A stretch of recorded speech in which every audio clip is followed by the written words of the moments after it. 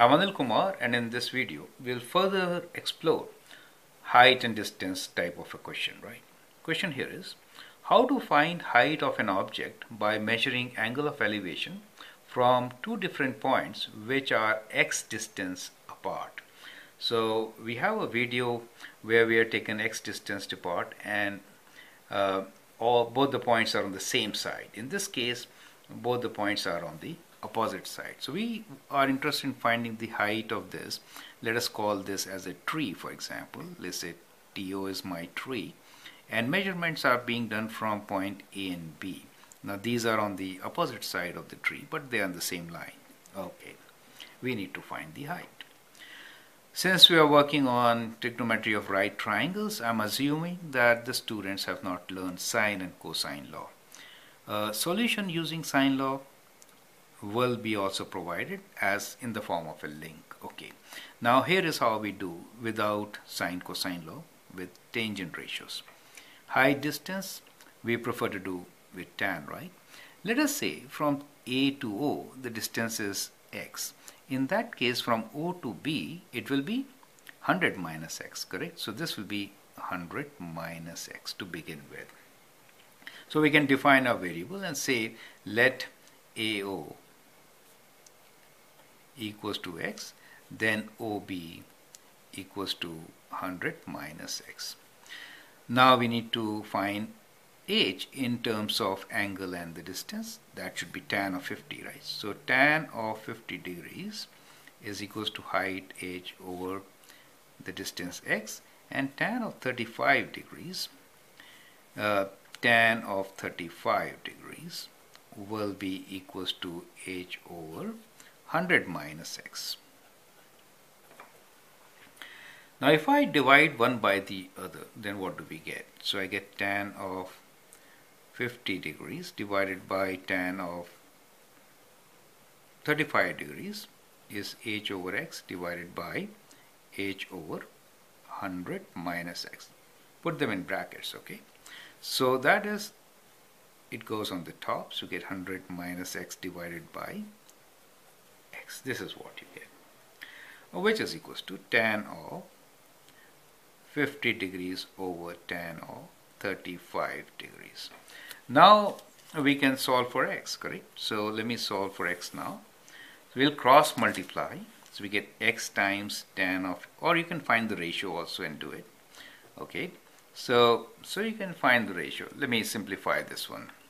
So we have tan of 50 equals to divided by tan of 35 equals to. So we have a ratio which is equals to 1.7. Okay, so 1.7 is good. So the equation is 1.7 will cross multiply times x equals to 100 minus x, correct? So we can bring the x together. 1.7x plus x equals to 100. So it is 2.7x equals to 100. X is equals to 100 divided by 2.7. So it is 100 divided by 2.7. We get the value in decimals 37.037. So that is 37.037. So that is x for us. Once we know x, we can easily find height, right? So again, or we can substitute here. So from this equation, we can say height is equals to x times tan of 50. Perfect. So we already know this is in my calculator. So we'll say 37.04, for example, times tan of 50, right? Degrees. So we'll multiply.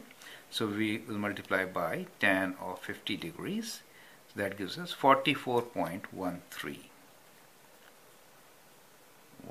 Right? So we can just round this to write this as 44 meters. So the height is 44 meters for us. Perfect. So that is how you can find the height using tan ratios, right?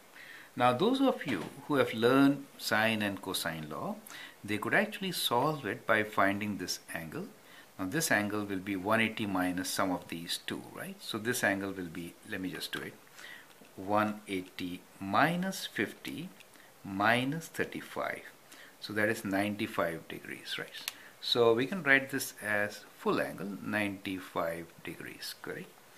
Now, since we know this angle, we can use sine law since we have the ratio distance over height. Using sine law, we can find one of the sides. So let me find AT. So we will say that AT, let me write AT, that side over the angle sine of 35 degrees is equal to, known side is 100, so 100 over sine of 95 degrees. You get the idea? We are using sine law to find this solution. So AT could be written as 100 times sine of 35 degrees divided by sine of 95 degrees. Let's find it out. So we have sine 35 divided by sine 95, and we'll multiply that by 100. We get something like 57.576. So we get AT. Once you get AT, you can find height h using sine, right? Sine of 50.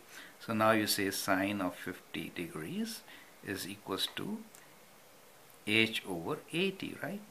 So from here, h is equals to AT, whatever this distance is, right? Let me write like this, times sine of 50 degrees. So that is 8 sine, 8 is already there in my calculator. I'll multiply by sine of 50 degrees. You get it? So we get height as 44.1 meters. Do you get the idea?